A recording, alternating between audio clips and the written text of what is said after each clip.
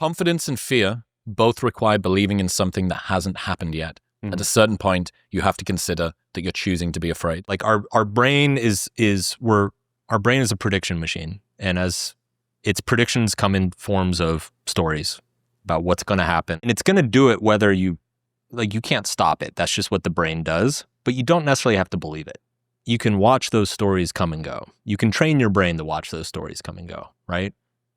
And without necessarily identifying or attaching to them. And I just think A, most people aren't aware of that, and then B, even if they are aware of it, it's easy to lose track of what stories or narratives you're buying into, or the fact that you can even kind of choose to find more helpful stories to buy into. If you wonder whether at some point you have to admit that you're choosing to be afraid, I wonder whether part of that is that we're so identified with our thoughts that it's more real to us than reality, because reality's final touch point before we actually understand it is our thoughts, right? We filter it through our brains before we then start to tell ourselves the story of whatever that is. And then the story's molested by the filter as well.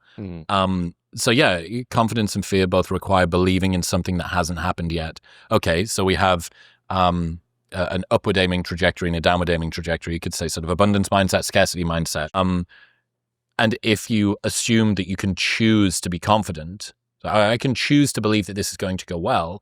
So, okay, are you also choosing to believe that it's going to go badly in that case? Much of the time, people are happy to lay their shortcomings, their avoidant attachment, and their rampant fucking over-sexualization of themselves and others and their need for external validation. Happy to lay all of that at the feet of their upbringing. Very rarely do they lay their strengths at the feet of their upbringing. But my weaknesses were imposed on me. Yeah.